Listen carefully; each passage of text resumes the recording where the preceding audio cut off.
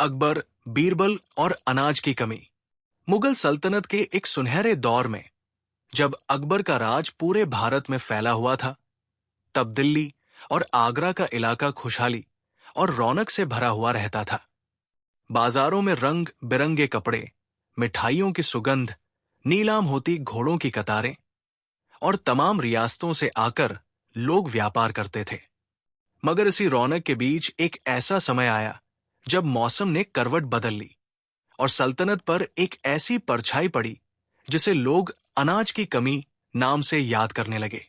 फसलें अचानक कम होने लगी, कुछ खेत सूख गए, कुछ में अनाज उगकर भी रहस्यमय तरीके से गायब हो जाता था। किसानों को समझ नहीं आता कि उनकी मेहनत रातों रात कहां चली जाती है। लोगों का मन भर गया, बाजारों में हाहाकार मच गया, दाम बढ़ने लगे, किसान घबराने लगे। अनाज की कमी एक डर बनकर पूरे प्रदेश में फैलने लगी। अकबर को खबर मिली तो वो बहुत परेशान हुआ, और जहां परेशानी हो वहां एक नाम अपने आप उठकर सामने आता था, बीरबल। एक सुबह शाही दरबार लगा हुआ था, नगेड़े बज रहे थे, सेनापति कतार में थे, मंत्री अपनी जगह खड़े। तभी एक किसान, जिसका नाम गंगू था, दहशत में थरथराता हुआ दरबार में आया। हुजूर, उसने कंपाती आवाज में कहा, हमारे गांव में अनाज रहस्यमयी तरीके से गायब हो रहा है। हम बोते हैं, उगता है और रात में आधा बचता है। अकबर ने भौहें चढ़ाकर पूछा, चोर है, जानवर है या कोई चाल? किसान ने सिर हिलाया, हुजूर, कुछ समझ नहीं आता। रात को खेतों के पास अजीब सी आवाजें भी सुनाई देती है, पर दिखता कुछ नहीं। दरबार में सन्नाटा फैल गया।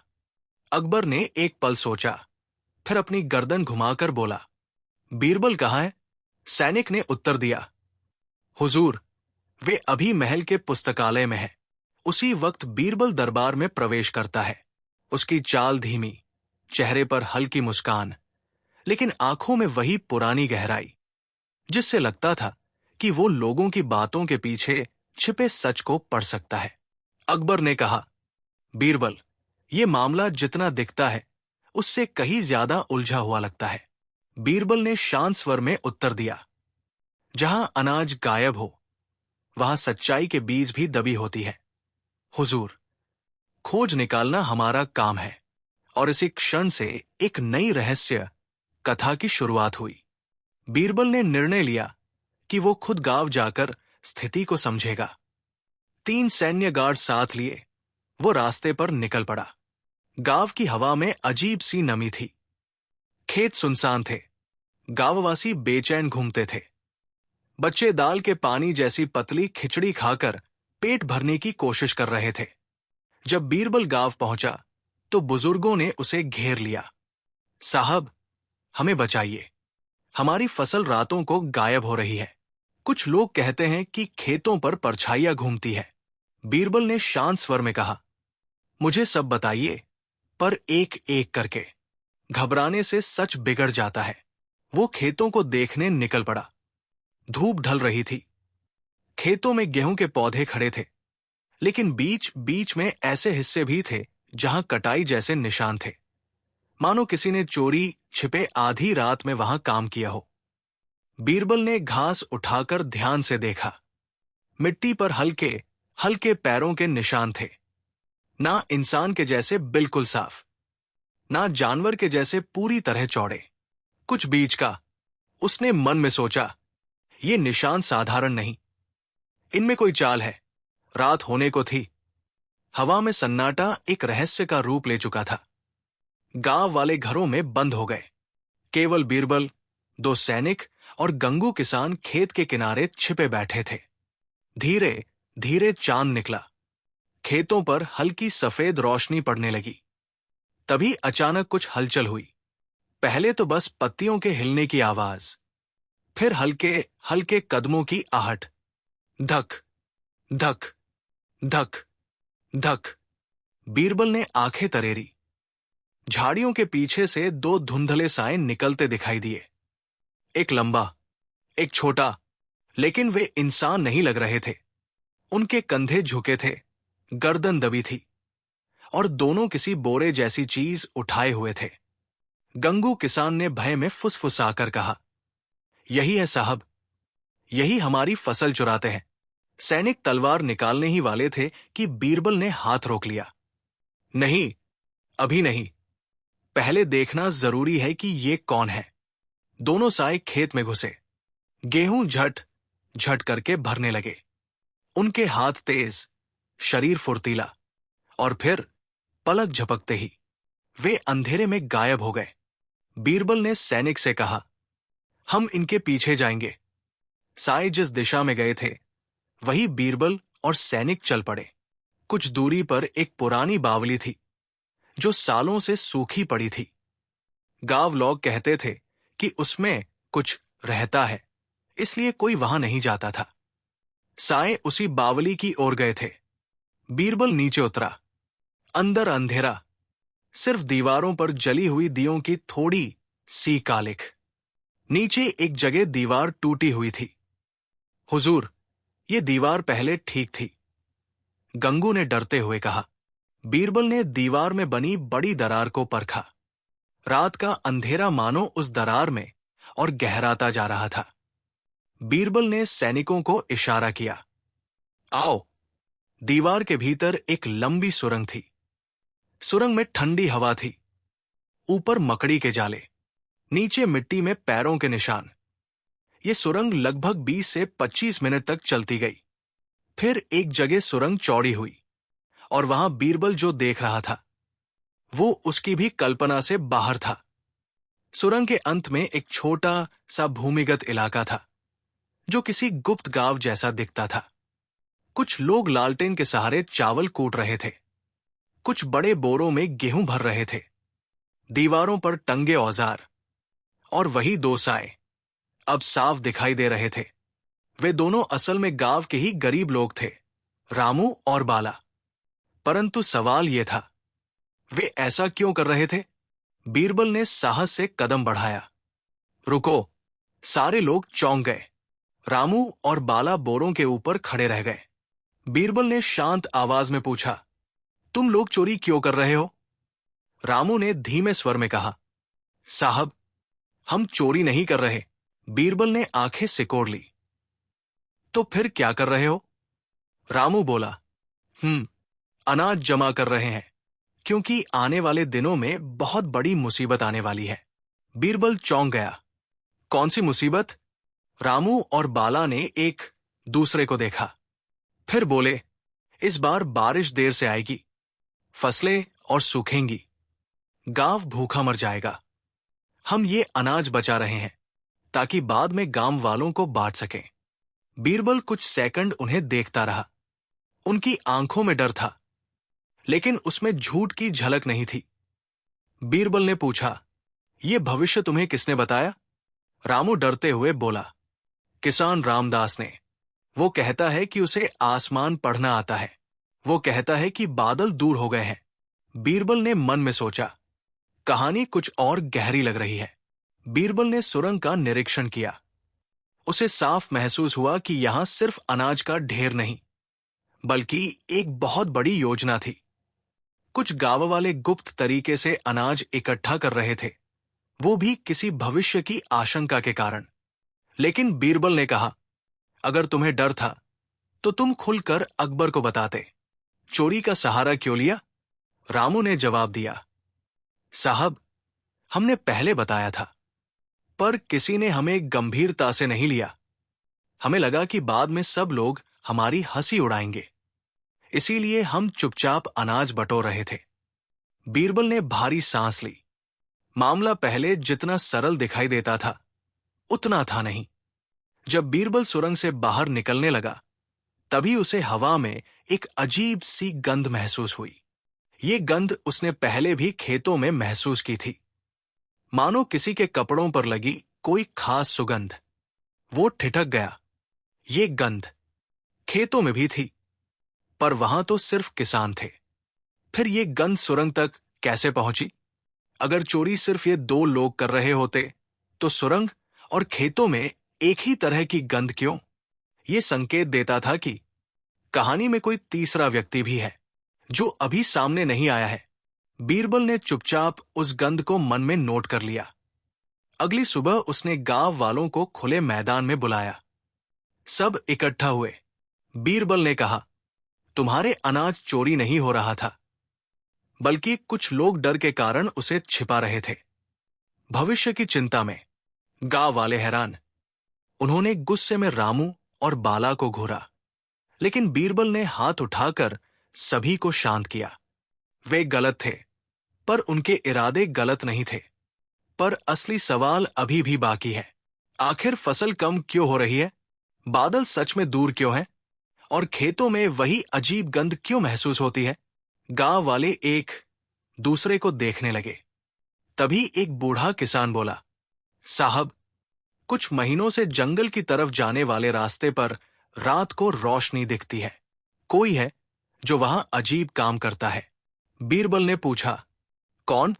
बूढ़ा फुसफुसाकर बोला, कोई भी नहीं जानता, लेकिन उसकी आवाज डरी हुई थी, जैसे उसने कुछ देखा हो या कुछ छिपा रहा हो।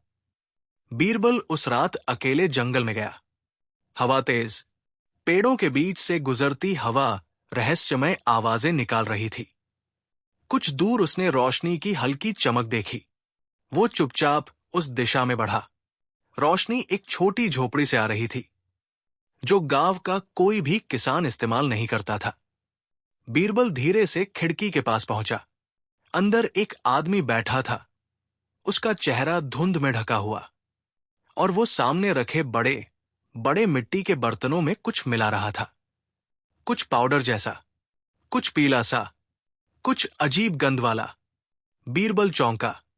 ये वही गंध थी जो खेतों और सुरंग में फैली थी। मतलब, सूखे और अनाज की कमी का कारण सिर्फ मौसम नहीं था, कोई इंसान इसे बढ़ा रहा था। पर वो कौन और क्यों? बीरबल अंदर जाने ही वाला था कि झोपड़ी के अंदर वाला व्यक्ति अचानक खड़ा हुआ। मानो उसे महसूस हो गया कि कोई आ रहा है। बीरबल तुरंत झाड़ियों में छिप गया। वो आदमी बाहर आया, चारों ओर देखा, और अचानक रात में गायब हो गया। बीरबल ने उसका चेहरा देखने की कोशिश की, पर वो पूरी तरह नहीं देख पाया। और तभी उसे एहसास हुआ कि चोरी की सच्ची शुरुआत अब होने वाली है। अगली सुबह गांव में लोग फिर इकट्ठा हुए। बीरबल ने रामू और बाला को आजाद कर दिया, लेकिन उनसे वादा लिया कि वे कभी चोरी नहीं करेंगे और असली सच्चाई सामने लाने में मदद करेंगे। गांव वाले राहत महसूस कर रहे थे। रात के बाद जब सुबह की हल्की रोशनी गांव के ऊपर उतरी, तो माहौल पहले से भी ज्यादा तनाव से भरा हुआ था। लोग सोच रहे थे कि अब जब बीरबल ने सुरंग का राज खोल दिया है, तो शायद समस्या खत्म हो जाएगी। मगर बीरबल के मन में उलझन पहले से बढ़ चुकी थी। उसे पता था, रामू और बाला असली चोर नहीं थे। उनकी कहानी अधूरी है, और जंगल में जो आदमी मिला था, वही असली रहस्य की शुरुआत है। बीरबल पूरे गांव को बचाने के लिए दृढ़ था, पर उसके मन में ये भी जानता था, जो खेल सामने दिख रहा है, उसके पीछे कोई और बड़ा दिमाग है।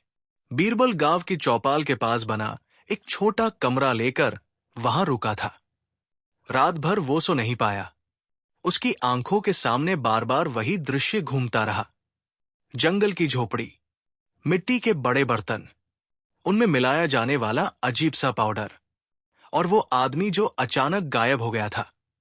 उस आदमी का चेहरा उसने पूरी तरह नहीं देखा था, लेकिन उसकी चाल, उसके कदमों का तरीका, उसकी तेजी, सब उसे किसी खास व्यक्ति की ओर इशारा कर रहे थे।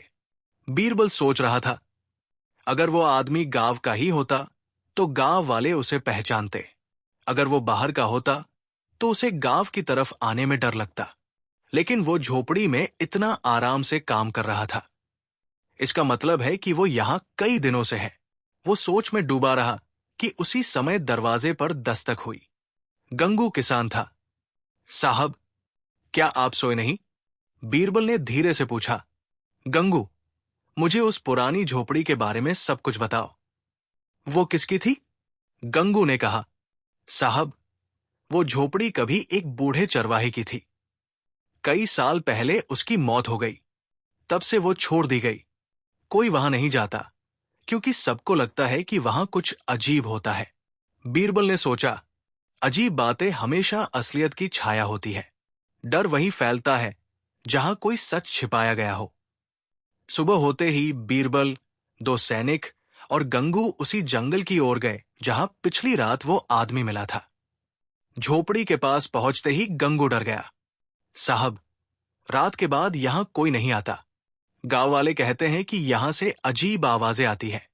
बीरबल ने कहा, अजीब आवाजें तभी आती है जब कोई छिप कर काम करता है। दरवाजा बंद था, पर ताला नहीं था। बीरबल ने धीरे से लकड़ी का दरवाजा धक्का दिया। अंदर वही मिट्टी के बर्तन रखे थे। कुछ बर्तन खाली हो चुके थे, कुछ में वही पाउडर जैसा मिश्रण पड़ा था। लकड़ी की मेज पर थोड़े से गेहूं के दाने रखे थे, जिन पर उस पाउडर की परत जमी थी। बीरबल ने दाने उठाकर सूंघे। गंध वही थी। खेतों में सूखे पौधों पर मिली गंध, सुरंग में मिली गंध, और अब यहां इस झोपड़ी में भी वही गंध। इसका मतलब, ये पाउडर ही फसल खराब कर रहा है, और ये पाउडर गांव में फैलाने वाला वही आदमी है। सैनिक ने कहा, हुजूर, ये आदमी कौन हो सकता है? बीरबल ने कहा, जिसके पास इतना ज्ञान हो कि वह जानता हो कि अनाज कैसे खराब किया जाता है। वो गांव का साधारण आदमी नहीं हो सकता। गंगू ने कांपते हुए कहा, साहब, अभी एक चीज और है। बीरबल ने पूछा, क्या? गंगू बोला, कुछ दिनों से गांव के बाहर वाले पहाड़ी रास्ते पर रात को कुछ लोग घोड़े लेकर जाते दिखे हैं, पर वे गांव वाले नहीं हैं। बीरबल का दिमाग तुरंत सचेत हो गया। पहाड़ी रास्ता, रात का समय, घोड़ों पर लोग, और गांव में अनाज की कमी, ये सब किसी बड़ी योजना की तरफ इशारा कर रहा था। बीरबल ने बिना किसी देरी के पहाड़ी रास्ते की तरफ जाने का निर्णय लिया। रास्ता कठिन था, पत्थरों से भरा हुआ, चारों ओर सुनसान माहौल, बस हवा की सीटी जैसी आवाज। जैसे ही वे ऊंचाई पर पहुंचे, उन्हें दूर कुछ हलचल दिखाई दी। काले कपड़ों में 3 लोग खड़े थे। उनके पास घोड़े थे। घोड़ों पर कुछ बोरियां लदी थी। बीरबल ने सैनिकों को इशारा किया, छिप जाओ। तीनों आदमी एक दूसरे से धीमी आवाज में बात कर रहे थे। बीरबल ने ध्यान से सुना। एक ने कहा, अगली खेप आज रात तैयार होगी। झोपड़ी में जो सामान छोड़ा था, उससे खेत और भी जल्दी सूखेंगे। दूसरे ने कहा, और गांव वालों को अभी भी समझ नहीं आया कि असली खेल क्या है। जब अनाज पूरी तरह खत्म हो जाएगा, तब वे मजबूरी में वही करेंगे जो हमें चाहिए। बीरबल की आंखें चौड़ी हो गई। ये कोई साधारण चोरी नहीं थी, ये एक बड़ी चाल थी। तीसरा आदमी बोला, हमारे मालिक ने कहा है कि जल्द ही उत्तर दिशा से लोग आएंगे। गांव का रास्ता तैयार रखना होगा। बीरबल के मन में एक बिजली सी दौड़ गई। इस पूरी योजना के पीछे कोई मालिक है, कोई बड़ा आदमी, कोई जो गांव को भूखा रखकर अपना फायदा उठाना चाहता है। लेकिन कौन और क्यों, ये अभी भी एक रहस्य था। सैनिक बीरबल से बोले, हुजूर, क्या हम इन्हें पकड़ लें? बीरबल ने तुरंत रोक दिया, नहीं, अभी नहीं। अगर हम इन्हें पकड़ लेंगे तो उनके पीछे जो असली दिमाग है वो सतर्क हो जाएगा। हमें उसे पकड़ना है। उधर गांव में हालत बिगड़ने लगी थी। किसानों ने कहा, फसल पहले से भी ज्यादा सूख रही है। मिट्टी की गंध बदल गई है। रात में खेतों से कोई परछाइयां गुजरती है। लोग कहते हैं कि ये सब अपशकुन है। लोगों में डर बढ़ रहा था। कुछ लोगों ने मिलकर बीरबल के पास आकर कहा, साहब, हमें लगता है कि कोई अनहोनी होने वाली है। अनाज खत्म हो रहा है। अगर अगले महीने भी फसल खराब हुई तो गांव भूखा मर जाएगा। बीरबल ने शांत स्वर में कहा, गांव वालों की चिंता सही है, लेकिन डरने से सच और छिप जाता है। मुझे बस कुछ और दिन दो, मैं असली कारण खोज निकालूंगा। एक बुजुर्ग ने कहा, साहब, हमने रात को कुछ सुना। पहाड़ी की तरफ से कुछ लोग आ जा रहे थे। बीरबल ने कहा, हां, मुझे भी इसका पता है, लेकिन ये लोग कौन हैं? ये मैं जल्द पता लगा लूंगा। उस रात बीरबल फिर उसी झोपड़ी के पास गया, पर इस बार उसे वहां लकड़ी के टुकड़े मिले, जैसे किसी ने जल्दी में सामान समेटा हो, और दीवार पर नाखून से खरोंची हुई एक पंक्ति देखी। अभी सिर्फ शुरुआत है। बीरबल ने गहरी सांस ली। ये पंक्ति किसी साधारण आदमी की नहीं लगती थी। ऐसा लगता था कि कोई उसे चुनौती दे रहा हो। एक सैनिक ने कहा, हुजूर, क्या ये कोई पुराना दुश्मन हो सकता है? बीरबल ने कुछ पल सोचा। उसने कई पुराने मामलों को याद किया। कुछ लोग जिन्हें उसने सजा दिलवाई थी, कुछ जिन्हें उनके गलत कामों से रोका था। क्या उनमें से कोई बदला लेने आया है, या ये सब किसी बाहरी राज्य की राजनीति है? इन सवालों के बीच एक और बात स्पष्ट थी। ये खेल अब और बड़ा होने वाला है। बीरबल ने सैनिकों से कहा कि वे गांव के चारों तरफ चौकसी लगाए। वो खुद अकेले पहाड़ी की ओर गया। रात काली थी। हवा बहुत तेज बह रही थी। पेड़ों की शाखाएं एक दूसरे से टकरा रही थी। अचानक पीछे किसी के कदमों की आहट हुई। धक धक। बीरबल पलटा। कोई नहीं था। कुछ देर बाद दोबारा धक धक। इस बार कदमों की रफ्तार थोड़ी तेज थी। बीरबल चिल्लाया, कौन है वहां? कोई जवाब नहीं।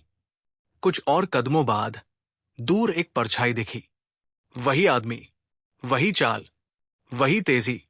बीरबल उसके पीछे दौड़ा। परछाई जंगल में घुसी, फिर एक पुरानी टूटी हुई कुएं की तरफ मुड़ी और अचानक गायब हो गई। बीरबल कुएं के पास पहुंचा। कुएं के किनारे ताजे पैरों के निशान थे। मतलब वो आदमी इसी कुएं से नीचे उतरा था। क्या कुआं भी एक और सुरंग से जुड़ा है? ये सोचकर बीरबल का दिल धड़क उठा। बीरबल ने कुएं में उतरने का फैसला किया। सैनिकों को बुलाया। रस्सी बांधी। कुआं नीचे तक सूखा था। नीचे पहुंचकर उसने देखा, कुएं की एक दीवार में पत्थर हल्का सा ढीला था। इसे हाथ से हटाया तो पीछे एक और रास्ता खुला। यह रास्ता बहुत पुराना था। दीवारों पर नमी, मिट्टी में ताजे पैरों के निशान। यह साफ था कि वह रहस्यमयी व्यक्ति इसी रास्ते से आता जाता था। सुरंग बहुत लंबी थी। कभी ऊपर जाती, कभी नीचे उतरती, कभी चौड़ाई बढ़ जाती, कभी अचानक संकरी हो जाती। करीब आधे घंटे चलने के बाद सामने रोशनी दिखी। बीरबल ने सावधानी से आगे देखा। रोशनी एक बड़े कमरे से आ रही थी, जहां 4 लोग खड़े थे। उनके बीच वही आदमी खड़ा था, पर अब वो अकेला नहीं था। उसके साथ 2 और लोग थे, और एक चौथा व्यक्ति, जो तख्त जैसे ऊंचे मंच पर बैठा था। उसका चेहरा अभी भी ढका हुआ था, पर उसके बैठने का अंदाज बताता था कि वही इस पूरी योजना का मालिक था। बीरबल की सांस रुक सी गई। अब उसे सच्चाई के केंद्र का पता मिल गया था, पर सच्चाई अभी भी सामने नहीं थी। बीरबल ने दीवार के पीछे छिपकर सब सुनना शुरू किया। पहला आदमी बोला, मालिक, गांव में अनाज तेजी से खराब हो रहा है। कुछ ही दिनों में लोग घबराकर किसी भी कीमत पर अनाज खरीदेंगे।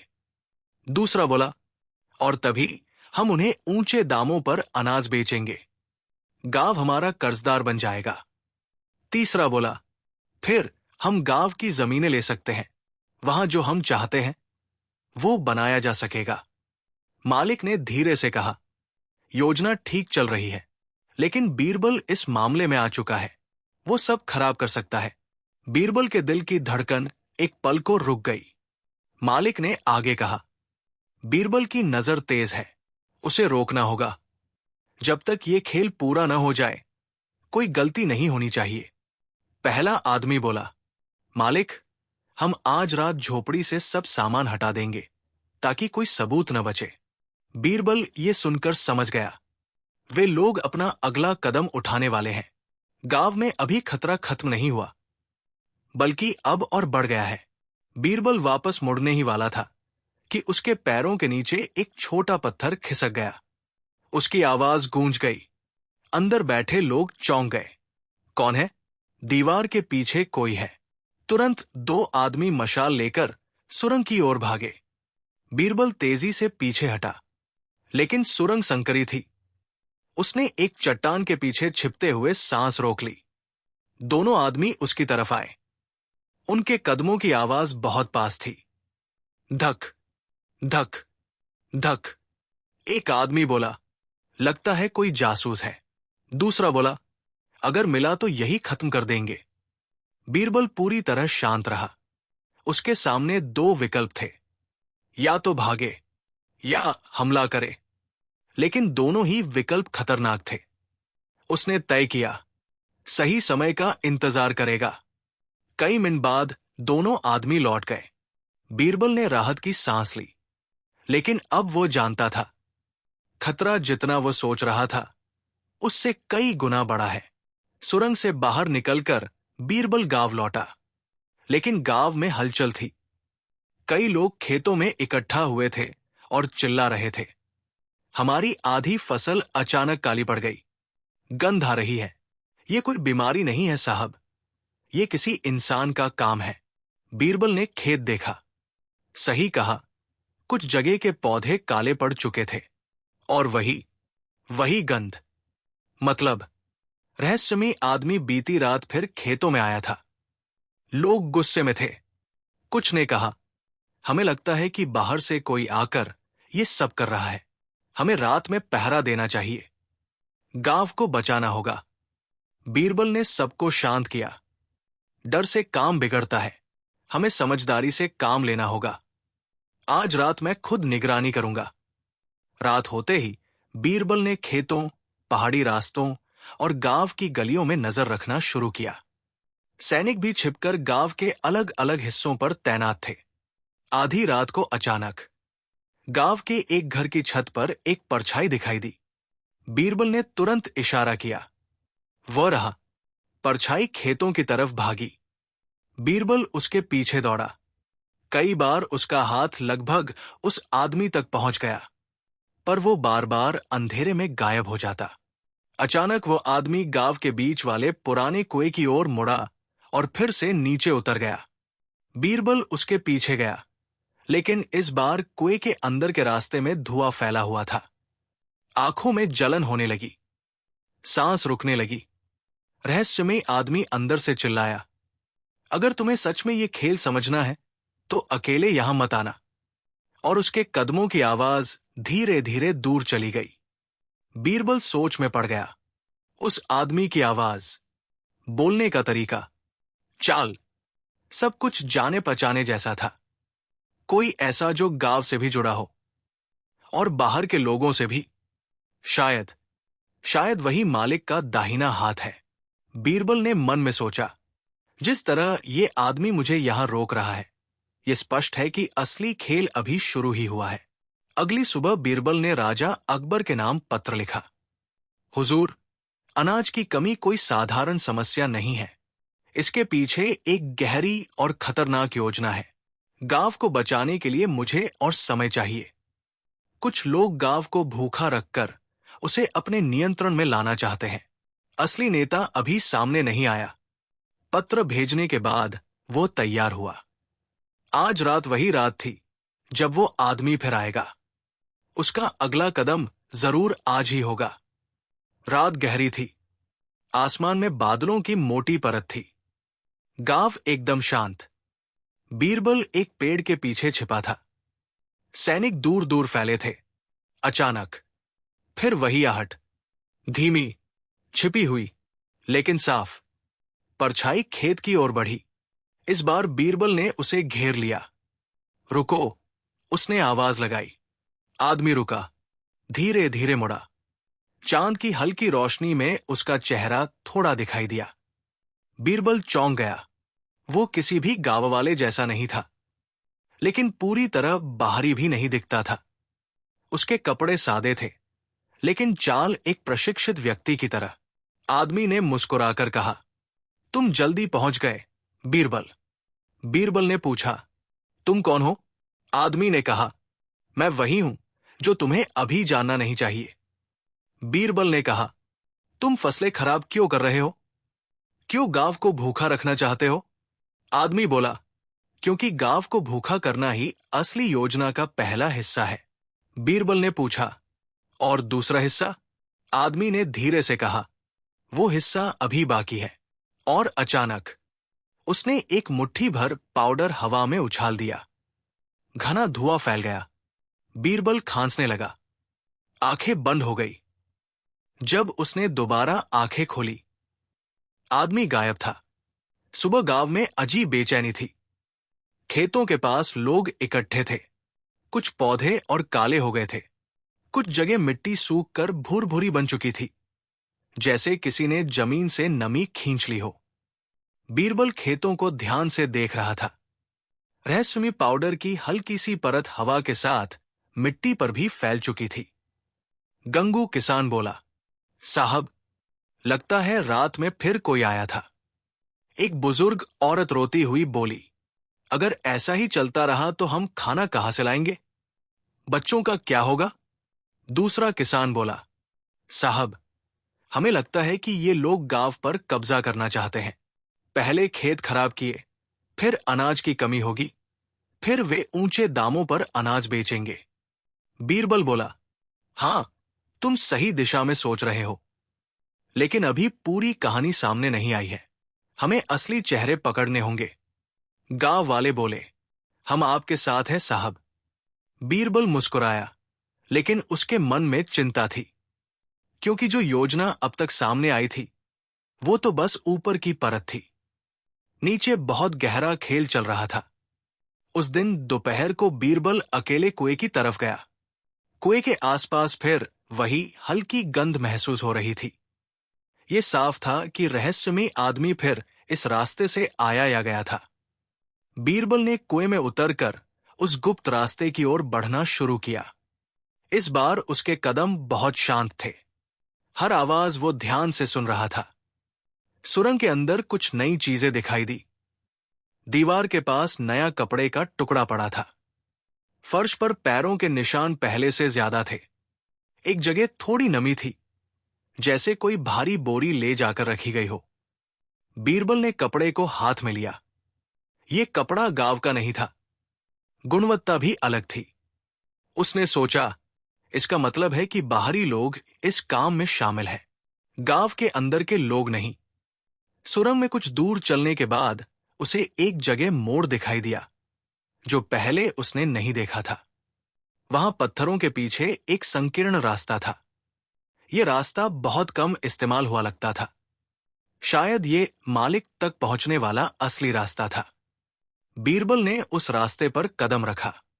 सुरंग के इस नए भाग में प्रकाश बहुत कम था, लेकिन चलते चलते बीरबल एक छोटे से पत्थर के चौक तक पहुंचा। ये जगह बहुत पुरानी थी, जैसे सदियों से कोई इसका इस्तेमाल कर रहा हो। चौक के बीच में 4 अलग अलग रास्ते थे। पहला दाईं तरफ जाता हुआ, गहरी ढलान वाला। दूसरा बाईं तरफ मुड़ता हुआ, हवा का हल्का बहाव महसूस होता था। तीसरा नीचे उतरता हुआ, मिट्टी में पैरों के निशान। चौथा ऊपर की ओर जाता हुआ, जैसे किसी पहाड़ी के अंदर खुलता हो। बीरबल ने तुरंत समझा, इन चारों रास्तों का मतलब है कि यह कोई बहुत बड़ा नेटवर्क है। यह कोई साधारण सुरंग नहीं, बल्कि पूरा गुप्त रास्तों का जाल है। बीरबल ने सोचा, ये लोग इतने बड़े रास्ते क्यों बनाएंगे? क्या सिर्फ गांव को भूखा रखने के लिए? नहीं, इसके पीछे और बड़ी मंशा है। और तभी सुरंग की दीवार पर हाथ से लिखा हुआ एक संदेश दिखाई दिया। सच्चाई ढूंढना आसान नहीं। अगर तुम आगे बढ़े तो वापसी का रास्ता खुद ही खो जाएगा। बीरबल ने दीवार को ध्यान से देखा। यह संदेश पुराने अक्षरों में लिखा था, जैसे कोई व्यक्ति इसे नियमित रूप से लिखता है। सैनिक होते तो घबरा जाते, पर बीरबल की आंखों में गहरी चमक थी।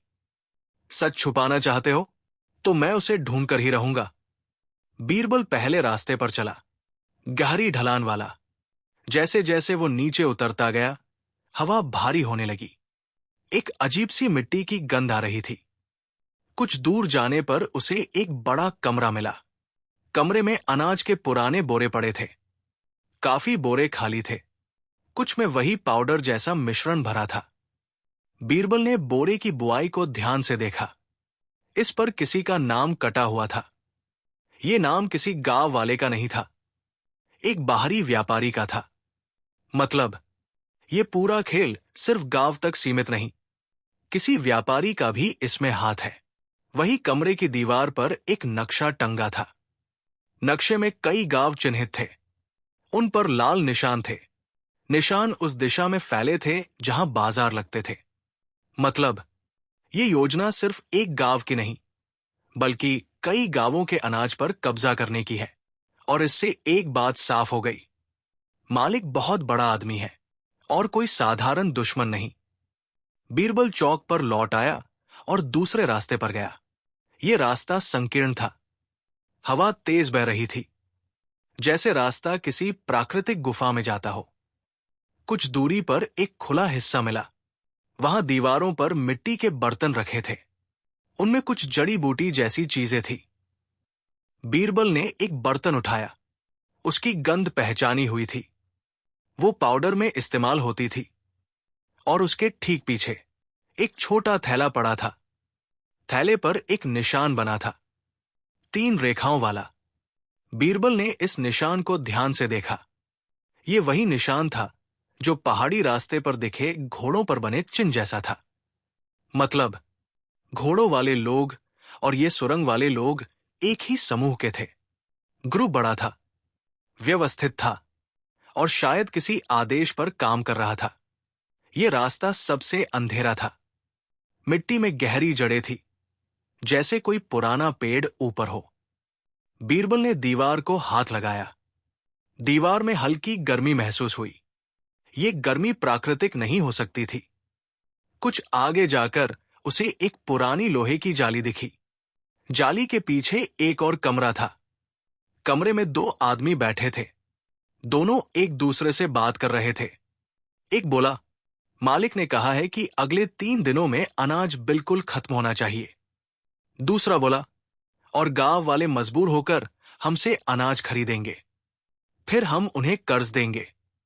फिर उनकी जमीनें हमारी। बीरबल ने गहरी सांस ली। ये सब भूमि पर कब्जा करने की साजिश है। आवाजें सुनकर वो हटने वाला था कि एक आदमी बोला, सुना है बीरबल सुरंग तक आ गया है। दूसरा बोला, हां, लेकिन वो आसपास नहीं रह पाएगा। मालिक ने इंतजाम कर दिया है। बीरबल चौंक गया। मालिक को पता है कि मैं यहां हूं। यह रास्ता ऊपर पहाड़ी की ओर जाता था। ऊपर चढ़ते हुए हवा हल्की हो रही थी। कुछ दूर जाकर रास्ता एक बड़े कमरे में खुला। उस कमरे में लकड़ी के संदूक थे। संदूकों पर तालों में 3 रेखाओं वाला वही निशान था। बीरबल ने एक संदूक खोला। इसमें सोने के सिक्के थे, दूसरे में चांदी, तीसरे में दस्तावेज। दस्तावेज पढ़कर बीरबल को सच्चाई की गहरी परत दिखी। दस्तावेजों में लिखा था, जब अनाज की कमी हो जाएगी, गांव वाले मजबूर होकर अपनी जमीन बेचेंगे। उनकी जमीनें हमें मिलेंगी। उन पर नया बाजार बनाया जाएगा। बाजार पर हमारा नियंत्रण होगा। मालिक का नाम किसी कागज पर नहीं होगा। बीरबल की सांसें तेज हो गई। ये अनाज की कमी नहीं, बल्कि पूरा आर्थिक षड्यंत्र है। गांव तबाह होगा, लोग कर्ज में डूबेंगे और कोई बड़ा व्यापारी या सरदार सब पर कब्जा कर लेगा। अब बात साफ थी। मालिक एक ऐसा व्यक्ति है जो अपना नाम छिपाकर काम कर रहा है। वो दूर बैठकर गांवों की किस्मत तय कर रहा है। बीरबल दस्तावेज वापस रखे रहा था कि अचानक रास्ते में सरसराहट की आवाज आई। धीमी, धीरे धीरे करीब आती हुई। धक धक धक। बीरबल ने मशाल बुझा दी। एक आदमी कमरे में घुसा। फिर उसके पीछे 2 और आए। इन तीनों के पास हथियार थे। पहला बोला, मालिक ने कहा है कि आज रात यहां कोई आने वाला है, सावधान रहना। दूसरा बोला, अगर कोई मिला तो खत्म कर देना। बीरबल सांस रोके दीवार के पीछे छिपा रहा। तीनों आदमी कुछ देर रुके, फिर वापस मुड़ गए। बीरबल को अब एक बात समझ आ चुकी थी। मालिक को हर कदम की जानकारी मिल रही है। कोई न कोई गांव के अंदर से ही उसकी खबर देता है। मतलब गांव में कोई गद्दार है। बीरबल किसी तरह सुरंग से बाहर समतल जमीन पर आया। गांव की तरफ लौटते वक्त उसका मन भारी था। गांव पहुंचकर उसने गंगू किसान को बुलाया और कहा, गंगू, गांव में कोई है जो बाहर वालों को खबर देता है। मुझे उस गद्दार को ढूंढना है। गंगू घबरा गया। साहब, गांव में कोई ऐसा क्यों करेगा? बीरबल बोला, क्योंकि लालच इंसान से सबसे बड़ा अपराध करवा देता है। गांव वाले एक एक करके इकट्ठे होने लगे। बीरबल ने कहा, गांव को बचाने के लिए मुझे एक बड़ा कदम उठाना होगा, पर उससे पहले मुझे सच उजागर करना होगा। आज रात सब अपने घरों में रहें, किसी को बाहर नहीं निकलना। गांव में सन्नाटा छा गया। रात को बीरबल गांव की सीमा पर था। ठंडी हवा बह रही थी। दूर पहाड़ी पर मशालें दिख रही थी। और तभी गांव की पगडंडी पर एक घोड़ा धीरे धीरे आता दिखाई दिया। घोड़े पर बैठा एक आदमी था। उसका चेहरा ढका हुआ था। उसकी चाल धीमी थी, जैसे वो किसी खास व्यक्ति से मिलने आया हो। बीरबल आगे बढ़ा। कौन हो? आदमी ने आवाज की दिशा बदले बिना नीचे सा उत्तर दिया। मैं संदेश लाया हूं। बीरबल ने पूछा, किसका? आदमी बोला, मालिक का। और उसने हाथ में पकड़ा हुआ कागज बीरबल को दे दिया। कागज पर लिखा था, तुम सही दिशा में चल रहे हो बीरबल, पर तुम्हें गांव को बचाने के लिए पहले यह जानना होगा कि गद्दार कौन है, जिसे तुम सबसे ज्यादा भरोसा करते हो। वही सबसे बड़ा धोखा दे रहा है। बीरबल ने ऊपर देखा। घोड़े पर बैठा आदमी गायब हो चुका था। बीरबल ने सोचा, जिसे मैं सबसे ज्यादा भरोसा करता हूं, कौन हो सकता है? गंगू, वो बुजुर्ग, रामू और बाला, या कोई और? सवाल ने उसका दिल भारी कर दिया, क्योंकि गांव में उसने सबसे ज्यादा भरोसा गंगू पर किया था। क्या गंगू ही? लेकिन वो क्यों करेगा? इस सवाल का जवाब अभी कहीं नहीं था। सैनिकों को कुछ भी समझ नहीं आ रहा था, पर बीरबल जानता था, मालिक एक चाल चल चुका है। गांव पर जो हालात बने हुए थे, वे अब और गंभीर होते जा रहे थे। खेतों में वही परत धीरे धीरे फैल रही थी। लोग अधीर थे और बाजारों में अनाज की किल्लत ने घुटनों पर दबाव डाल दिया था। बीरबल के सामने 3 बड़े प्रश्न खड़े थे। मालिक कौन है? गद्दार कौन है? और आखिर इस जाल का असली मकसद क्या है? पर सबसे परेशान करने वाली बात यह थी कि जिस किसी पर गांव वालों का भरोसा था, उसी के खिलाफ शक उठ रहा था। उस रात को मिलने वाला संदेश, जिसे तुम सबसे ज्यादा भरोसा करते हो, वही धोखा दे रहा है। बीरबल के मन में एक ठंडी लकीर की तरह उतर गया। उसने सोचा कि भरोसा ही टूटने दिया जाए, तब साजिशकर्ता का असली चेहरा दिखेगा। पर किस पर शक करे? किसे पहले पकड़े? इन सवालों का हल तुरंत नहीं मिल रहा था। इसलिए उसने योजना बनाई। धीरे धीरे जाल फैलते हुए, सबूत इकट्ठा करते हुए आगे बढ़ना होगा। बीरबल ने तय किया कि पहले गद्दार का पता लगाए बिना किसी को सीधे दोष नहीं दिया जाएगा। उसने रात में गांव के कुछ लोगों से बात की, उनकी आदतों पर नजर रखी और छोटे छोटे संकेतों को जोड़ना शुरू किया। कुछ लोग असहज थे, कुछ डरे हुए थे, तो कुछ ऐसे भी थे जो पहले से ही किसी के दबाव में दिख रहे थे। बीरबल ने देखा कि कुछ घरों के सामने रात में अक्सर छोटी छोटी लकड़ियां रख दी जाती थी, जैसे किसी आने जाने वाले के लिए रास्ता साफ रखने के काम आती हों। ये एक छोटी सी बात थी, पर बीरबल के लिए यह संकेत बन गया कि गांव में कुछ लोग बाहर वालों से मिलते जुलते हैं। एक दिन उसने गांव के सबसे बुजुर्ग ठाकुर चंद से मिलकर उनसे पुरानी बात पूछी। ठाकुर चंद ने बताया कि पिछले कुछ महीनों से गांव के कुछ भरोसेमंद लोग अक्सर पास के कस्बे जाते हैं और वहां के एक व्यापारी से बातें करते वापस आते हैं। व्यापारी का नाम आपने सुना होगा, मगर ठाकुर चंद ने नाम नहीं बताया, बस संकेत दिया कि वो व्यापारी धनी और चालाक है और उसका कई लोगों पर असर है। बीरबल ने यह नोट कर लिया। वो मानता था कि किसी बाहरी व्यापारी का हाथ इस साजिश में हो सकता है। बीरबल को मालूम था कि अफवाहों पर भरोसा करना बढ़िया नहीं। उसे ठोस सबूत चाहिए थे। इसलिए उसने गांव के उन रास्तों की नापतोल की जहां से रात में लोग आते जाते थे। साथ ही उसने सुरंगों के नक्शे और पहाड़ी रास्ते के पास के जानवरों के निशान भी ध्यान से रखे। उसे याद था कि सुरंगों में एक नक्शा था जिसमें कई गांवों पर लाल निशान बनाए गए थे। अब उसे ये पता लगाना था कि जिन गांवों पर निशान है, उन गांवों में क्या हालात है। क्या वहां भी अनाज खराब हो रहा है? अगर हाँ, तो साजिश व्यापक है। बीरबल ने आज ही 2 लोगों को उस नक्शे में चिन्हित आसपास के गांवों में भेजा ताकि वे हालात का पता करके लौटें। इसी बीच उसे सुरंग के एक कमरे में मिले दस्तावेजों की एक और प्रति मिली। ये प्रति साफ सुथरी तरह से छिपी हुई थी, लेकिन किसी ने उसे जल्दी में छोड़ दिया था। दस्तावेजों में कुछ नाम, कुछ परिस्थितियां और साझेदारी के संकेत थे। बीरबल ने देखा कि दस्तावेजों में कुछ ऐसे नाम हैं जो कस्बे के जाने-माने व्यापारियों से जुड़ते हैं। इसमें वित्तीय लेन-देन के कुछ खाके थे और एक लिस्ट थी, आगामी खरीद, जिसमें गांवों के नाम भी थे। ये बड़ा संकेत था कि साजिश सिर्फ यहां तक सीमित नहीं थी, बल्कि इसका नेटवर्क बड़ा था। पर दस्तावेजों में मालिक का सीधा नाम नहीं था। उसका पता लगाने की कोशिश अभी बाकी थी। बीरबल ने सोच रखा कि मालिक किसी ताकतवर शख्स का अंदाज छुपे रखेगा, पर उसकी परछाई कहीं न कहीं दिख जानी चाहिए।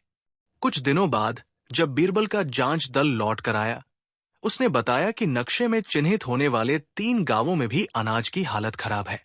हर गांव में एक समानता थी।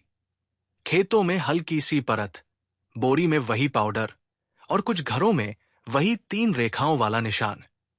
इससे एक बात पक्की हुई, ये साजिश क्षेत्रीय है और इस पर किसी संगठन का हाथ है। संगठन कितनी संगठित चाल चला रहा है, वो अब साफ नजर आ रहा था। बीरबल ने अपने सैनिकों से कहा कि वे इलाके के सभी व्यापारियों की सूची बनवाएं और उनकी संपत्ति के कागजात देखें। पर यह काम आसान नहीं था। कई व्यापारियों का प्रभाव और रसूख बहुत बड़ा था। कुछ गांवों में वे लोगों पर आर्थिक रूप से हावी थे। इसी बीच एक बात और सामने आई। कुछ गांवों के लोग पहले से ही बड़े व्यापारी से कर्ज में डूबे हुए थे। वो व्यापारी ही, शौक से नहीं, बल्कि योजना के अनुसार लोगों को और अधिक कर्ज दिलाकर उनकी जमीनें हथिया सकता था। बीरबल ने महसूस किया कि ये योजना सिर्फ अनाज खराब करने की नहीं थी। ये लोगों की जमीन और उनके जीने के तरीके पर हमला था। गांव के अंदर बीरबल ने कुछ लोगों को खास नजरों से देखा। वे लोग थे जिनके घरों पर अक्सर आवाजाही दिखाई देती थी या जिनके पास कभी कभी नई चीजें दिख जाती थी।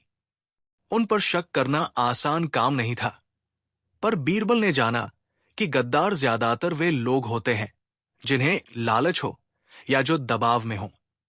उसने गांव के कुछ लोगों के ऋण के दस्तावेज खंगाले और पाया कि उनमें एक नाम बार बार आता है, वही तिहरी रेखा जैसा निशान। इस निशान का मतलब अब और साफ हुआ। एक समूह था जो आर्थिक पकड़ बना रहा था और उसे गांव के अंदर भी लोगों की मदद से चलाया जा रहा था। बीरबल ने रामू और बाला से दोबारा बात की। उन्होंने ईमानदारी से बताया कि उन्होंने सुरंग में किए काम इसलिए किए क्योंकि वे लोगों को बचाना चाहते थे, पर अब वे सहम गए थे कि कोई अंदर से सूचित कर रहा है। रामू ने एक नाम बताया, एक घनश्याम नाम का व्यक्ति जो कभी यहां रहा और अब थोड़ी थोड़ी मदद से गांव में घूमता रहता था। घनश्याम का नाम एक तरफा संकेत था, पर बीरबल तत्काल किसी पर आरोप नहीं लगाना चाहता था। उसने घनश्याम पर नजर रखनी शुरू कर दी। घनश्याम एक आसान सी जिंदगी नहीं जीता था। वो पहले कभी कस्बे का किराएदार हुआ करता था और कुछ लोगों ने कह दिया था कि वो बाहर के कारोबारियों के साथ रिश्ते रखता है। पर कुछ लोग ये भी कहते थे कि घनश्याम कभी कभी गांव वालों की मदद भी करता था, खाने देने, पैसे उधार देने में। ये द्वैत बीरबल को झकझोर रहा था। क्या वो गद्दार है या फिर किसी दबाव में काम कर रहा है? कहीं घनश्याम का कोई परिवार वाला दबाव में तो नहीं था। बीरबल ने तय किया कि सच्चाई का पता चलने तक घनश्याम को नजर में रखना होगा, पर बिना उसे बेवजह परेशान किए। एक रात बीरबल ने गांव के बाहर छुपकर देखा कि घनश्याम किसी अजनबी से मिल रहा था। वे दोनों कुछ कागजों की बात कर रहे थे। अजनबी ने घनश्याम को कुछ सिक्के दिए और कोई छोटी बोरियां थमाई। उससे यह संकेत मिल रहा था कि घनश्याम का नाम भी इस जाल से कहीं न कहीं जुड़ा हुआ है। पर क्या वो आतन गद्दार था या मजबूरी में? बीरबल ने मन में निश्चय कर लिया कि घनश्याम से बात की जाएगी, पर निडर तरीके से। पहले वो मालिक तक पहुंचने का सुराग ढूंढेगा। जितना मालिक की पहचान होगी, उतना गद्दार का सच भी साफ होगा। ठीक उसी सप्ताह गांव में एक छोटा मेला लगा। लोग दूर दूर से आए थे और भीड़ के बीच साजिश करने वालों का काम आसान हो जाता है। बीरबल ने सोचा कि मेला ऐसा मंच है जहां किसी भी तरह के निर्देश या आदान प्रदान छिप छिप कर हो सकते हैं। उसने अपनी योजना के अनुसार कुछ भरोसेमंद गांव वालों को छिपकर मेला देखने भेजा। वे लौटकर बताए कि एक निजाम सा व्यक्ति बार बार एक दुकानदार के पास जाता रहा और उसकी किसी चीज की जांच कर रहा था। दुकानदार वही था जिसकी कुछ बोरी सुरंग में मिली थी। बीरबल ने तुरंत उस दुकानदार को बुलाकर उससे बारीकी से बात की। दुकानदार ने डर के साथ कहा कि उसने किसी व्यापारी को कुछ दिया था और कुछ पैसे लिए थे, पर उसने नाम नहीं बताया। इसका मतलब था कि व्यापारी का दबाव बहुत अधिक था। बीरबल ने दुकानदार से कहा कि वो सुरक्षा में रहे और कोई बात बाहर न निकले, पर दिल में उसे ये डर था कि जो धनी व्यापारी इस जाल के पीछे है, वो बहुत ऊंची दर्जा का आदमी होगा और गांव के कई लोगों पर उसका असर होगा। धीरे धीरे एक छोटे से दस्तावेज के टुकड़े ने आगे की राह दिखाई। वो कागज किसी संदूक से गिरा था और उस पर कुछ संक्षिप्त कोड और लेन देन के अंक लिखे थे। कुछ संकेतों से बीरबल ने अनुमान लगाया कि ये कोड किसी वित्तीय घर की पहचान कर सकते हैं जो कस्बे में स्थित था। बीरबल ने अपने 2 भरोसेमंद सैनिकों के साथ कस्बे की तरफ एक छोटा दौरा किया। कस्बे में व्यापारियों की मंडी थी और वहां एक बड़े व्यापारी का नाम सबसे ऊपर मिलता था। उसका परिवार बहुत जमीनी था और उसने कई गांवों में उधार पहल करके कब्जे कर रखा था। जब बीरबल ने उस व्यापारी के आधारभूत कागजात और लेन देन के रिकॉर्ड देखे, तो कुछ संख्याएं और चिन्ह मिलते जुलते निकले जो सुरंग के दस्तावेजों में थे। पर अभी भी मालिक का नाम सीधे तौर पर नहीं आया। ये व्यापारी तो बड़े पैसे का खिलाड़ी था, पर शायद वो खुद मालिक न हो। वो सिर्फ एक कड़ी हो सकती थी। बीरबल ने महसूस किया कि जाल के कई स्तर हैं। गांव के गद्दार, कस्बे के व्यापारी और ऊपर बैठा एक मालिक जो सबको नियंत्रित कर रहा है। मालिक के लिए यह बेहतर था कि उसका नाम छुपा रहे, वही छिपा हुआ रहकर आदेश देता रहे। एक सुबह अचानक गांव के कुछ लोग हड़बड़ाकर बीरबल के पास आए और बोले कि एक नई शक्ति गांव के कई हिस्सों में पहुंच चुकी है। कुछ सिपाही जो किसी बड़े सरदार के आदेश पर घूम रहे थे। वे सिपाही गांव के लोगों को डराकर उनके दस्तावेजों और सामानों की जांच कर रहे थे। इसके साथ ही गांव के कुछ कोने कोने में उन 3 रेखाओं वाले निशान के साथ नए संदेश मिल रहे थे। आगे बढ़ो या दाम भुगतो जैसा धमकी भरा नोट। ये साफ था कि किसी ने बाहरी ताकतों को सक्रिय कर दिया था ताकि गांव पर दबाव और बढ़े। बीरबल ने तुरंत अपनी चाल बदल दी। अब उसकी फिक्र सिर्फ सुरंग और दस्तावेज नहीं थी। ये युद्ध की तरह बन चुका था जहां शक्ति और डर का इस्तेमाल हो रहा था। उसने गांव वालों से कहा कि वे संयम रखें और कड़ाई से किसी भी तरह की अफवाह पर विश्वास न करें। पर इधर उधर से आती धमकियां लोगों के मन में डर भर रही थी। बीरबल ने समझा कि मालिक अब खुलकर कार्रवाई करवा रहा है।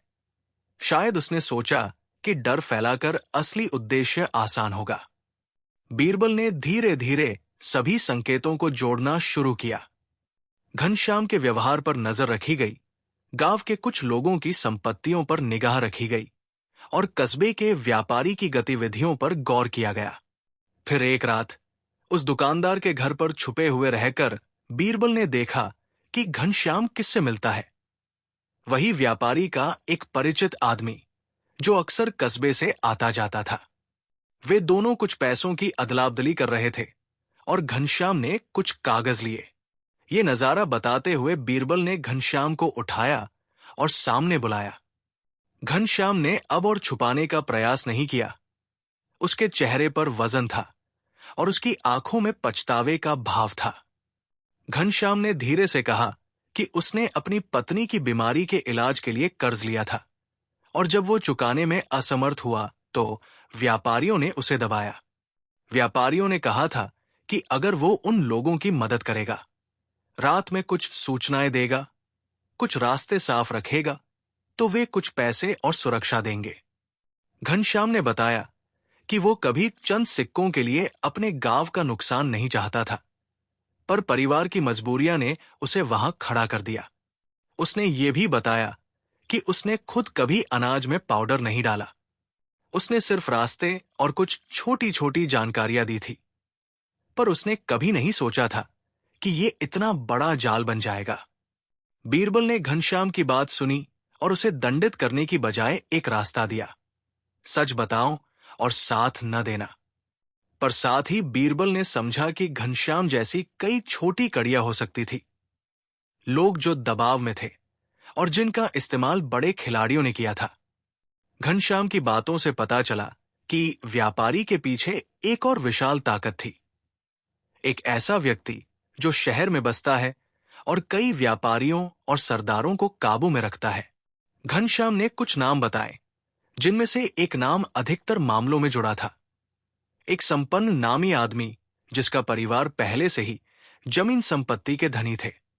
बीरबल ने उस नाम के आसपास की गतिविधियों की छानबीन की। उसने पाया कि उस आदमी का कारोबार दूर दूर तक फैला हुआ था और उसके कई पन्ने और कागजात बैंकिंग लेन देन से भरे थे। पर असली मोड़ तब आया जब बीरबल को एक छोटे से कागज का टुकड़ा मिला, जिस पर मालिक ने कभी कभार इस्तेमाल किए जाने वाले संकेत लिखे थे। उस टुकड़े पर लिखा था, पहचान को 2 हिस्सों में बांटकर रखो, बाहर मंत्री, अंदर व्यापारी। ये वाक्य किसी योजना की गहराई दर्शाता था। मालिक इतना चालाक था कि उसने अपनी पहचान को डॉक्यूमेंट्स में अलग अलग रखा था ताकि पकड़ना मुश्किल हो। बीरबल ने सोचा कि अब वो सही दिशा में है। मालिक तक पहुंचने के थोड़े और सुराग हैं, पर फिर भी मालिक का पूरा नाम नहीं मिला। उसने महसूस किया कि मालिक की पकड़ इतनी मजबूत है कि वो सीधे तौर पर सामने नहीं आता। जैसे जैसे बीरबल मालिक के बारे में करीब आता गया, गांव में माहौल और तनावपूर्ण होता गया। मालिक ने गांव पर दबाव बनाना जारी रखा। मिठ्ठा से लेकर कुर्सी तक हर जगह उन 3 रेखाओं वाले निशानों और धमकियों का असर दिखने लगा। एक रात वहां के कुछ दबंगों ने गांव के लोगों से उन कर्ज दस्तावेजों पर साइन करने को कहा जो जमीन की बिक्री की कागजात बन सकते थे, पर गांव वालों ने मिलकर इन दस्तावेजों को मानने से इनकार कर दिया। उन्होंने बीरबल से कहा, हमें आपकी जरूरत है। बीरबल ने उन्हें समझाया कि इस लड़ाई में संयम और सूझबूझ चाहिए। अगर कोई जल्दबाजी में निर्णय लेता है तो मालिक की योजना सफल हो सकती है। तभी अचानक गांव के बाहर कुछ आवाजें हुई। काफिले की तरह कुछ लोग आ रहे थे, मगर वे लड़ाई की तरफ नहीं, बातचीत के लिए थे। एक प्रतिनिधि आया जिसने खुद को उस बड़े व्यापारी का शासी प्रतिनिधि बताया और उसने गांव वालों से कहा कि वे कर्ज स्वीकार कर लें और सहयोग करें, वरना कठिनाइयां बढ़ेंगी। गांव वालों ने न माना। ये न माना जाना मालिक के लिए झटका था। वो जल्दबाजी में अपने कदम तेज कर रहा था और इसका असर गांव के ऊपर बढ़ता जा रहा था। बीरबल जानता था कि इस समय सीधे लड़ना नुकसानदेह होगा। उसने अपनी रणनीति बदली। अब उसे मालूम करना था कि मालिक का वास्तविक धंधा क्या है। उसने अपने 3-4 भरोसेमंद साथियों को सूझबूझ से सामने रखा और कदम दर कदम मालिक के जाल में पड़ी हर कड़ी को उलझाना शुरू किया। उसने गांव वालों को कहा कि वे अपने दस्तावेज सुरक्षित रखें, जमीनों की नकलें किसी को नहीं दें और रात में अपने खेतों की रखवाली खुद ही करें। साथ ही उसने कुछ भरोसेमंद लोगों को पुलिस और आसपास के जिले के अधिकारियों तक पहुंचाया, ताकि बड़े पैमाने पर दबाव बने और मालिक के गुर्गों का मनोबल टूटे। बीरबल ने अजीब चाल चली। उसने खुद को थोड़ा पीछे कर लिया, पर उसके सैनिक हर जगह छुपे रहे। मालिक ने शायद सोचा कि बीरबल अब थक चुका है, पर सच्चाई यह थी कि बीरबल धीरे धीरे मालिक के नेटवर्क के हर हिस्से को अलग कर रहा था। वो मालिक की वित्तीय धुरी को पकड़ना चाहता था। पैसे की धारा जो इस षड्यंत्र को चला रही थी, वही पकड़नी थी। ठीक उसी वक्त एक अप्रत्याशित सहयोगी सामने आया। कस्बे का एक प्रतिष्ठित सेवक जो सरकारी कामों में आता जाता था। उसने बीरबल से चुपचाप कहा कि वो कुछ दस्तावेजों से जूझ रहा है और उसे शक है कि कस्बे के कुछ कर्मचारी भी इस षड्यंत्र में शामिल हैं। उसने बीरबल को संकेत दिया कि अगर वो चाहे तो वो कुछ महत्वपूर्ण रजिस्ट्रियां दिखा सकता है, जो मालिक के कर्ज और जमीनों के हिसाब को जोड़ती है। ये सहयोग अचानक में मिला पर बेहद महत्वपूर्ण था। बीरबल ने उसे अपनी सच्ची नीयत पर परखा और फिर दोनों ने मिलकर उस कागजात की तहकीकात शुरू की। कागजात में पन्नों पर कई जगह गहरे हिसाब थे, जो ये दर्शाते थे कि किस तरह से कई गांवों की जमीनों को कर्ज के नाम पर धीरे धीरे लिया जा रहा था। इन कागजात में कुछ हस्ताक्षर ऐसे थे जिनका मिलान अन्य दस्तावेजों से हुआ तो एक नाम उभर कर सामने आया, किसी बड़े नामी घराने का प्रतिनिधि। पर अभी भी मालिक के वास्तविक पहचान के तार खुलकर नहीं दिखे। वो छिपा हुआ था। पर अब बीरबल और उसका सहयोगी दोनों मिलकर मालिक के नक्शे के एक एक कोने को खोल रहे थे। मालिक को अंदाजा हो गया था कि बीरबल कुछ जान गया है। उसने अपनी चाल तेज की। गांव के आसपास और भी गुप्त भट्टियां बनाई गई, जहां पाउडर तैयार किया जा रहा था। सुरंग के रास्ते और भी खोले गए थे। मालिक अब हर तरफ से दबाव बढ़ा रहा था, ताकि गांव के लोग डरकर आत्मसमर्पण कर दें। पर बीरबल ने हिम्मत नहीं हारी। उसने गांव वालों को एकजुट रखा और उनकी मदद से कर्ज के दस्तावेजों को सार्वजनिक करने का निर्णय लिया। अगर लोग जान जाए कि क्या खेल चल रहा है, तो दबाव कम हो सकता है। एक शाम बीरबल ने गांव में सबको बुलाया। उसने सामने रखकर वे दस्तावेज और कुछ पुख्ता सबूत जो उसने इकट्ठा किए थे दिखाए। लोगों ने पढ़ा और रोए, गुस्सा किए, पर साथ ही उन्होंने ठान लिया कि वे अपनी जमीन और आजीविका के लिए लड़ेंगे। गांव ने एकजुटता दिखाई और यही मालिक नहीं चाहता था। उसने तुरंत कुछ अबला सेनानियों को भेजा जो गांव में आतंक फैलाने आए। पर गांव अब पहले जैसा नहीं था। वो एकजुट था और बीरबल के नेतृत्व में दृढ़ था। बीरबल ने एक चाल और चली। उसने किस्से कहानियों के सहारे मालिक के गुर्गों को फंसाने का काम किया। उसने गांव के कुछ लोगों को अपने हाथ में लिया और एक जगह मालिक के कुछ सिपाहियों को पकड़वाया।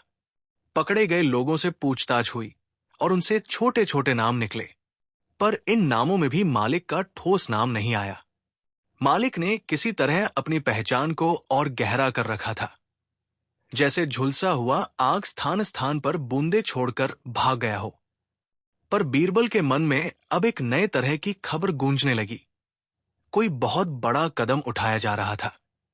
किसान रिपोर्ट में आया कि उन गांवों में जिन पर निशान थे, वहां अब कुछ और भी हो रहा है। खेतों में कुछ ढेर रखे जा रहे थे। कुछ स्थानों पर बड़े सरदारों की चमकदार सूची भेजी जा रही थी। मालिक अब खुलकर धन और ताकत का इस्तेमाल कर रहा था, ताकि गांवों की हिम्मत टूट जाए। पर गांवों ने मिलकर निर्णय लिया कि वे डरकर नहीं झुकेंगे। अभी भी कई प्रश्न बांचे हुए थे। मालिक की असली पहचान, उसका अंतिम मकसद, और क्या बीरबल के सारे इंतजाम सफल होंगे? बीरबल ने महसूस किया कि अब वो मालिक के निकट पहुंच चुका है, पर मालिक की पकड़ इतनी गहरी थी कि एक भी गलत कदम सारे सुराग मिटा देगा। उसने योजना बनाई कि अब वो एक अंतिम बड़ा कदम उठाएगा। मालिक के सामने एक जाल बिछाएगा जो उसे आत्म प्रमाणित कर दे। पर जाल बिछाने में उसे सावधानी बरतनी होगी, क्योंकि मालिक के पास अब भी बहुत ताकतें थी और उसके गुर्गे हर रूप में हो सकते थे। व्यापारी के रूप में, अधिकारी के रूप में, या गांव के सम्मानित नागरिक के रूप में। गांव में फिर से शांति का नाटक देखा जाने लगा, पर हवा में अब ठंडी सिहरन थी। सब जानते थे कि अभी कुछ बड़ा होने वाला है। बीरबल ने सबको समझाया कि हर चीज का एक सही समय होता है और वो अब सही समय की प्रतीक्षा कर रहा था। पर इंतजार का अर्थ ये नहीं कि सब कुछ ठहर जाएगा। गांव वालों ने अपनी अपनी तैयारी शुरू कर दी और बीरबल ने खुद भी तैयारियां तेज कर दी। गांव पर संकट पहले से भी अधिक गंभीर हो चुका था। खेतों की मिट्टी अपनी शक्ति खो रही थी। अनाज की बोरियां खाली होती जा रही थी। लोग एक दूसरे के घरों में पूछते घूमते थे कि कल क्या खाएंगे, और सबसे बड़ा बोझ था, अभी भी मालिक का चेहरा सामने नहीं आया था। बीरबल जानता था कि अनाज की कमी का यह संकट प्राकृतिक नहीं बल्कि एक सोची समझी चाल थी। अब समस्या के हर धागे का सिरा एक ही दिशा में जा रहा था। कस्बे का वो धनी व्यापारी हरनाम शाह, लेकिन बीरबल को अभी उसे अपराधी नहीं कहना था। उसकी चालों को पकड़ने के लिए ठोस सबूत चाहिए थे, और यही काम बीरबल आज करने वाला था। उस रात गांव में हवा भारी थी, जैसे बादल किसी बड़े तूफान की खबर लाए हों। लोग अपने घरों में छिपे बैठे थे, पर अंदर डर का झंझावात चल रहा था। कहीं से फुसफुसाहटें आती थी। क्या मालिक हमला करेगा? क्या हमारी जमीनें छिन जाएंगी? क्या बीरबल अकेला सब रोक पाएगा? पर बीरबल को किसी डर से फर्क नहीं पड़ रहा था। वो चुपचाप चौपाल में बैठा था, अपने मन में ऐसी योजना बनाता हुआ कि पूरा जाल एक ही झटके में टूट जाए। उसके पास 3 बड़े सुराग थे। कस्बे के एक बड़े व्यापारी के दस्तावेज, घनश्याम की स्वीकारोक्ति, सुरंग में मिला नक्शा जिसमें कई गांव चिन्हित थे। तीनों बातों का एक ही मतलब था। यह सिर्फ अनाज की कमी नहीं, बल्कि जमीनें हड़पने की बनाई गई योजना थी। अगली सुबह बीरबल ने 2 सैनिकों को साथ लिया और बिना किसी को बताए कस्बे की ओर निकल पड़ा।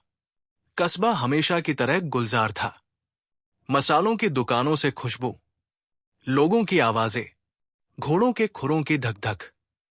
पर बीरबल का ध्यान सिर्फ एक जगह पर था, हरनाम शाह का विशाल हवेलीनुमा घर।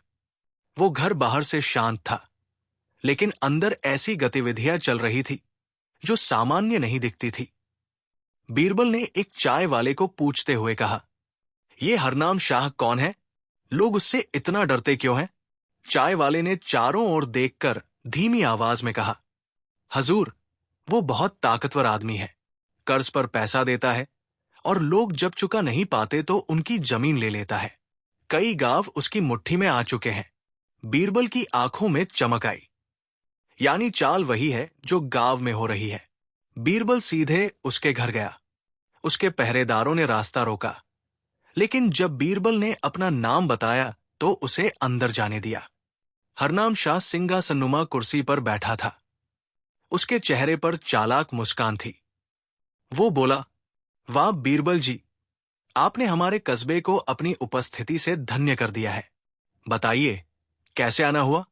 बीरबल ने हल्की मुस्कान के साथ कहा, "कुछ सवाल है हरनाम शाह, और उन सवालों का जवाब सिर्फ तुम दे सकते हो।" हरनाम शाह ने आराम से कहा, "पूछिए।" बीरबल ने बिना घुमाए पूछा, "गांवों में अनाज क्यों खराब हो रहा है? तुम्हारे लोगों के पास वही निशान क्यों मिलता है? क्यों सुरंगें तुम्हारी तरफ जाती हैं? क्यों हर गांव में तुम्हारे व्यापारी के दस्तावेज मिलते हैं?" हरनाम शाह की आंखें एक पल को ठहर गई। फिर वो हंस पड़ा।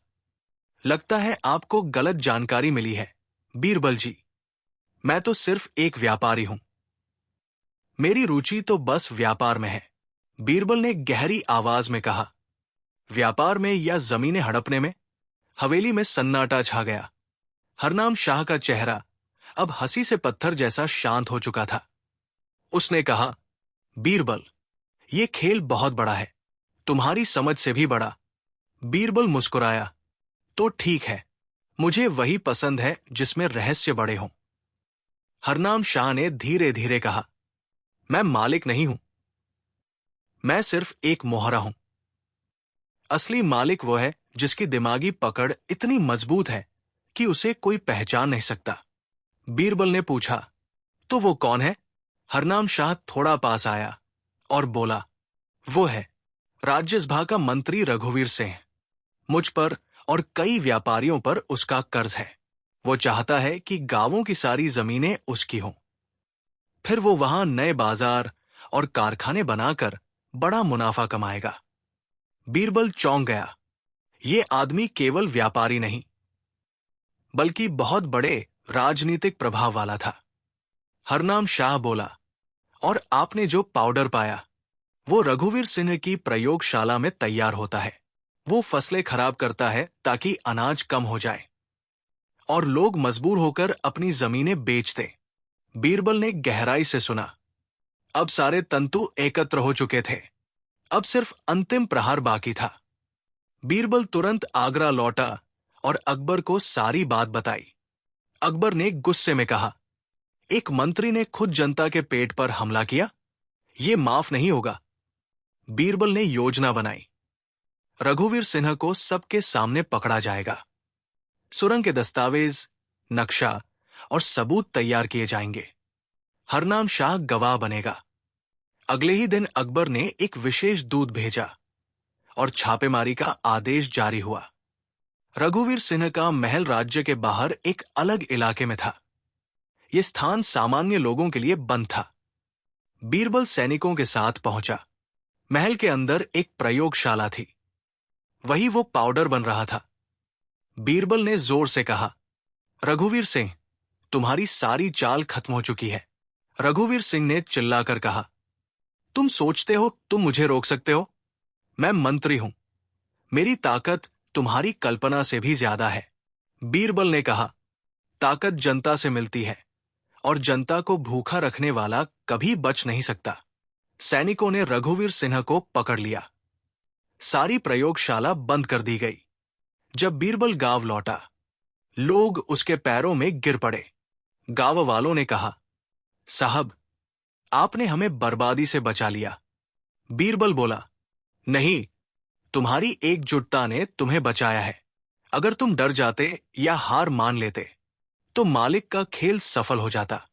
अगले कुछ दिनों में खेतों से जहरीला पाउडर हटाया गया। मिट्टी को फिर से उपजाऊ बनाया गया। गांव वालों के कर्ज माफ किए गए। जमीनों की सुरक्षा के लिए फरमान जारी हुआ। सभी दोषियों को सख्त सजा मिली और अंत में गांव में फिर से खुशहाली लौट आई। घनश्याम डरते डरते बीरबल के पास आया। उसने कहा, साहब, मुझे माफ कर दीजिए। मेरी मजबूरी थी, लेकिन मैं गलत था। बीरबल ने कहा, गलती तब होती है जब इंसान रास्ता भटक जाए, लेकिन सच में लौट आए तो उसे दूसरा मौका मिलना चाहिए। घनश्याम को सजा नहीं दी गई। उसे खेती की जिम्मेदारी दी गई ताकि वह अपने गांव की मदद कर सके। कुछ ही सप्ताह में अकबर ने आदेश दिया, जिसने जनता को भूखा किया, जो फसलें खराब करने का अपराधी है, जो अपनी ताकत का गलत उपयोग करता है, वो बड़े से बड़ा अपराधी है। रघुवीर सिन्हा को पद से हटा दिया गया। सारी संपत्ति जब्त कर ली गई और उसकी साजिश को देश भर में उदाहरण के रूप में बताया गया। हरनाम शाह को अपना अपराध कबूल करने के कारण हल्की सजा और दंड भरने के बाद छोड़ा गया। गांव के लोग फिर से अपनी खेती में जुट गए। अनाज फिर बढ़ने लगा। बच्चों की हंसी लौट आई। एक दिन गंगू किसान ने बीरबल से पूछा, साहब, एक बात बताइए, इतनी बड़ी साजिश को आपने कैसे समझ लिया? बीरबल ने मुस्कुराकर कहा, जब लोगों का पेट खाली हो, जब बच्चों की थाली में भोजन न हो और जब खेतों की खुशबू गायब हो जाए, तो समझ लो कि कहीं न कहीं इंसानी लालच ने जड़ें पकड़ ली है। और जहां लालच होगा, वहां सच्चाई का रास्ता भी मिलेगा। बस उसे खोजने के लिए हिम्मत चाहिए। गंगू ने मुस्कुराकर कहा, और वो हिम्मत बीरबल में है। बीरबल ने कहा, हिम्मत तुम सब में भी है। अगर तुम सब एकजुट न होते तो ये जीत कभी संभव नहीं होती।